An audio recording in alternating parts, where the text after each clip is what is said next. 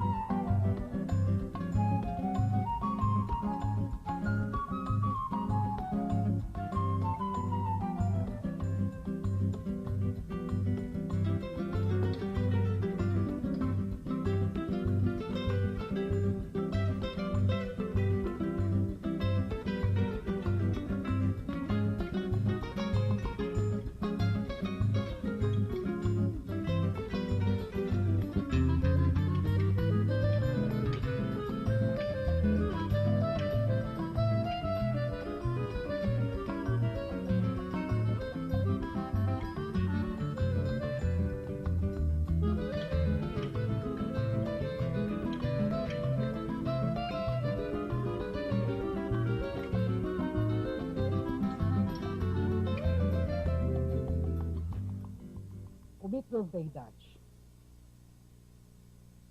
Quer dizer, não se pode estabelecer um momento em que tenha aparecido. E não tem idade porque o mito existe desde todo sempre. O mito da cobra grande, ele deve ser observado sob dois pontos de vista. O primeiro ponto de vista em relação à existência deste símbolo universalmente, desde a pré-história, passando pela antiguidade até os dias de hoje. E o outro ponto de vista seria ligado propriamente à região amazônica, né?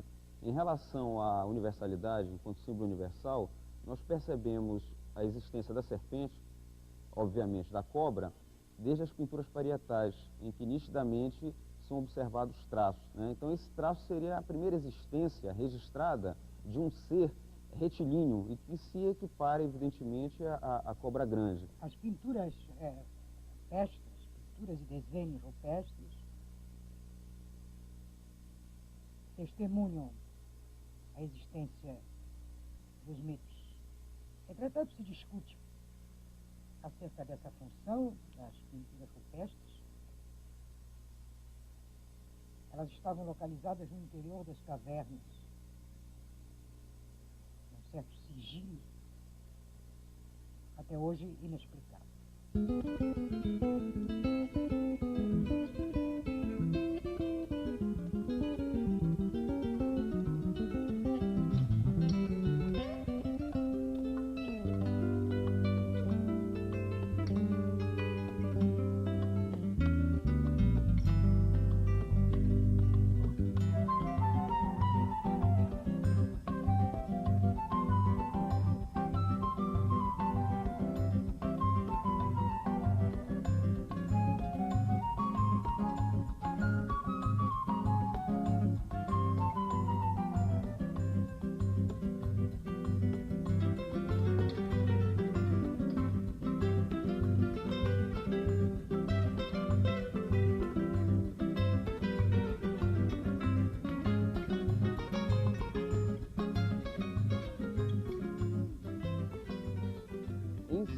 Relacionando a região, a cobra terá uma importância fundamental, não só por ser um ser que nasce, que se origina da água, que é um elemento de uma extrema importância para compreender a região, como também um ser que pode ser relacionado a outros mitos da região, né?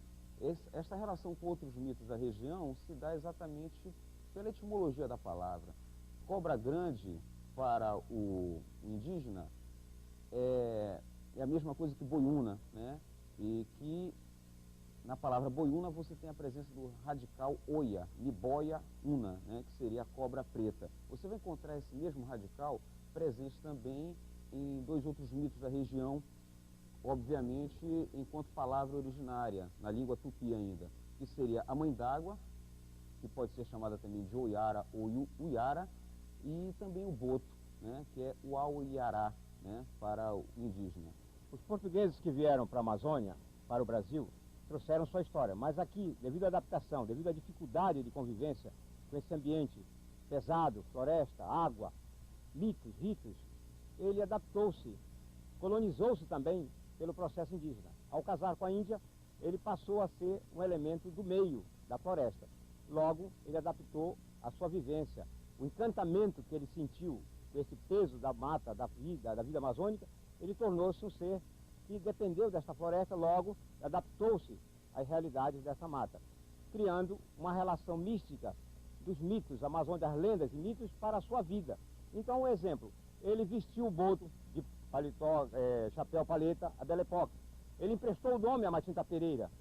Isso significa que o mito do imaginal dele transcendeu para a Amazônia. Ele adaptou-se ao meio. Ele não trouxe a lenda, ele pegou a lenda amazônica e passou ao seu bel prazer, à sua bela história, ao seu condicionamento histórico.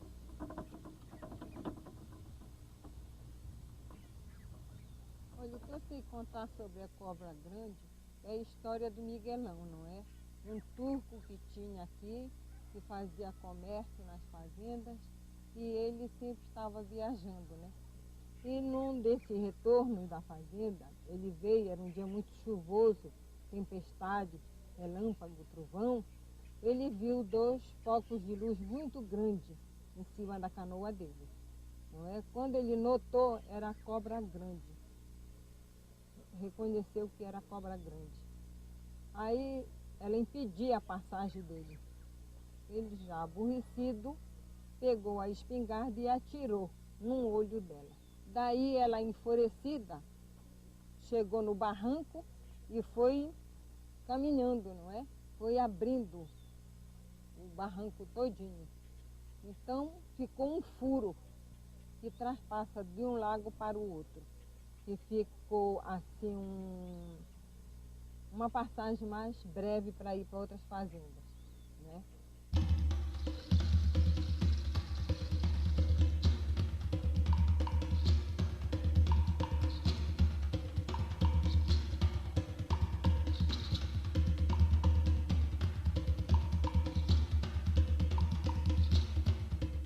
Ela estava buiada, mas ela não ia fazer nada para ele. Ele se apavorou, atirou nela, entendeu? Então, só que ela não morreu, e ele morreu. E a partir daquela hora em diante não teve mais possibilidade. Ele foi para a terra dele, ver se os médicos lá conseguiu salvar ele, não teve jeito. Ele voltou, morreu aqui, totalmente despercebido. Não falava, não ligava mais nada. A cobra aparece recorrentemente na história universal como um elemento maniqueísta, né? Ao mesmo tempo visto positivamente e ao mesmo tempo, por outro lado, visto negativamente, né? Nós percebemos positivamente essa aparição da cobra na própria Grécia Antiga, quando você observa que Cassandra, uma das amadas de Apolo, ao nascer juntamente com seu irmão Heleno, tem os seus sentidos tocados por uma serpente. Isso fez com que eles tivessem a capacidade da premonição. A lenda da cobra grande, da Buiúna, vem do castigo dos irmãos que tiveram uma relação incestuosa e, de repente, foram castigados porque passaram dos limites da sexualidade. A Buiúna tornou-se, nas ondas do rio, do grande rio, a encantadora dos pescadores, dos homens, que estraga e leva para o fundo do mar. O jovem irmão dela tornou-se a cobra Norato, a cobra que representa a homossexualidade. Então os dois representam, um a prostituição, o outro a homossexualidade. A Buiúna, no seu encantamento, como a sereia, leva os homens para o fundo do mar, tragando as suas embarcações nos temporais.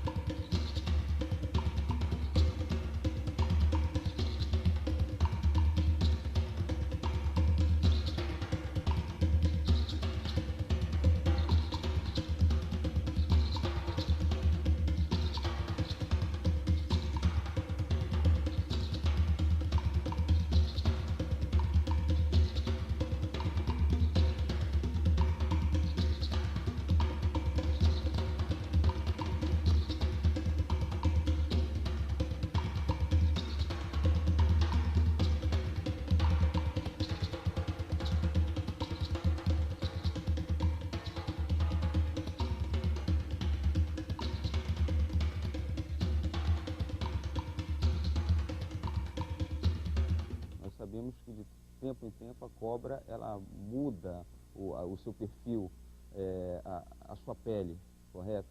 E isso talvez tenha contribuído para o imaginário indígena na observância de que a cobra é um ser por excelência metamórfico, né? Passa por uma metamorfose constante. Então, não é difícil nós termos a ratificação dessa questão quando nós observamos a história da cobra norato, né?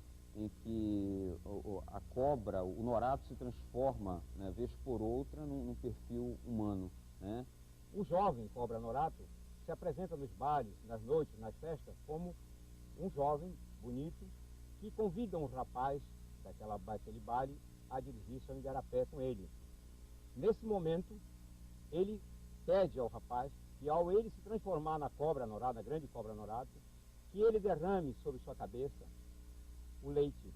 Mas não é o leite que, segundo a versão original, é o esperma. Ela pediria que ele derramasse o esperma na cabeça da grande cobra e essa desencantaria. O que, quando ela aparece em cobra mesmo, no efeito gigantesco da serpente, o jovem foge sempre, não tendo coragem de derramar o esperma na cabeça dela, e ela continua encantada, sendo o cobra norato permanentemente encantado.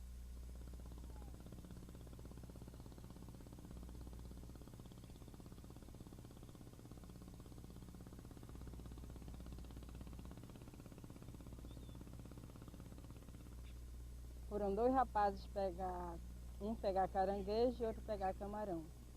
E, enquanto um estava no mangue, o outro estava pegando camarão na beira do igarapé do Uruci. Aí eles gritavam um para o outro para se localizarem, né? Para não saber onde o outro estava. De repente, o que estava pegando o camarão não respondeu mais. E o outro se preocupou e veio ver o que estava acontecendo. Ao chegar lá, percebeu que o rapaz estava nu, de frente para o igarapé e todo coberto de baba. Ele olhou para dentro do igarapé e percebeu que tinha uma cobra grande, de boca aberta, escarrando aquela baba nele. Aí ele agarrou o rapaz e o rapaz escapuliu, ele passou lama no rapaz até tirar o rapaz próximo à cobra, né?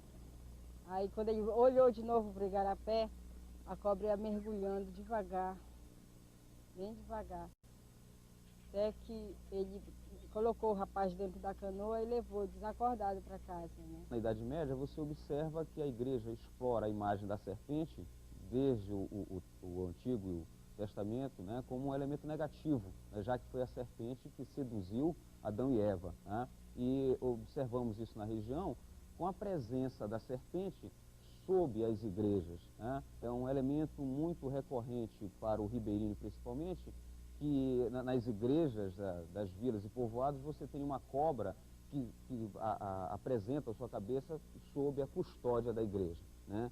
Então, claro, esse elemento acaba sendo utilizado como uma grande alegoria do que possa ser o bem e o mal. E nessa condição de bem e o mal, quem fica com o lado negativo, evidentemente, é a cobra.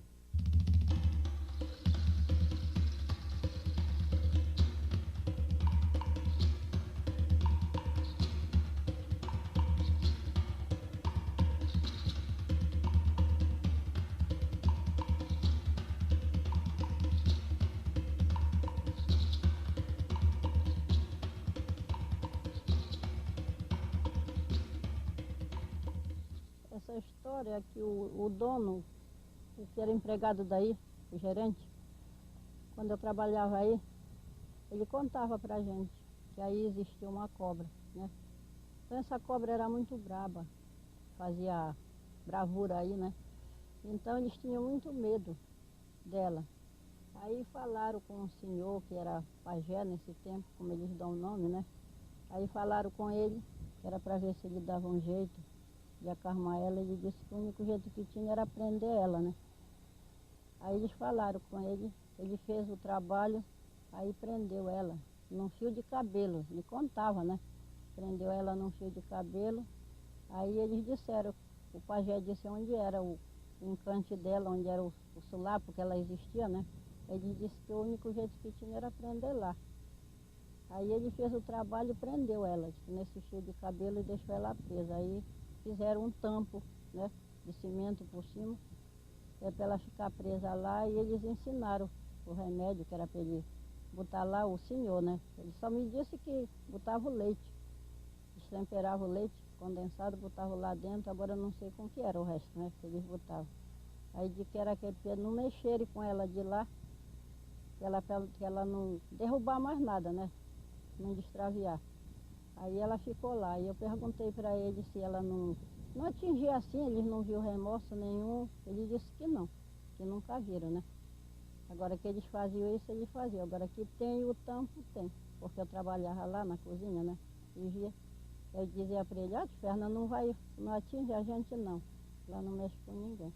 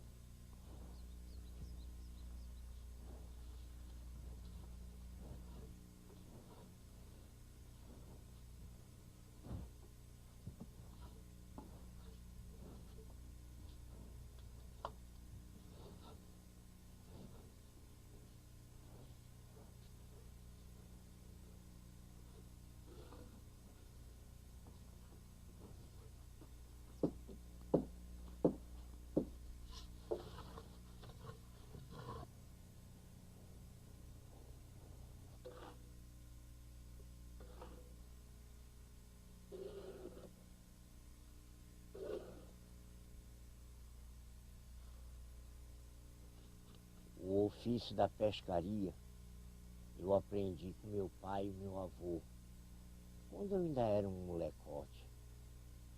Desde rapaz novo, eu já ia pescar sozinho, só eu e Deus. Uma noite dessas, faz muitos e muitos anos, mas eu me lembro muito bem. Eu tinha uns 13 para 14 anos. E eu saí para despescar a malhadeira aí no rio Paracauari. Caiu uma chuva fina, mas mesmo assim eu saí para despescar. Pois não é que quando eu me aproximava da onde eu tinha colocado a rede, eu escutei aquele barulho assim lá atrás do barco. Puf! Não sei o que me deu, que eu fui olhar. No que eu olhei, vixe Maria, era muito grande a bicha. Os olhos dela pareciam 2 fachos de fogo no meio das ventas. Eu me apeguei com o meu São Pedro, padroeiro dos pescadores. Tirei o remo da água bem devagarinho. Fiquei lá quieto, encolhido. A bicha passou assim, do lado da montaria. A valência foi que eu fiquei lá encolhido, sem fazer barulho. Eu tenho a impressão que essa uma é a mesma de Itacuja, que vive lá presa debaixo da cidade, pelos 3 fios de cabelo de Nossa Senhora. Porque olha, só o tamanho dela, só a cara, a cabeça da bichona, tinha assim a largura de uma braça.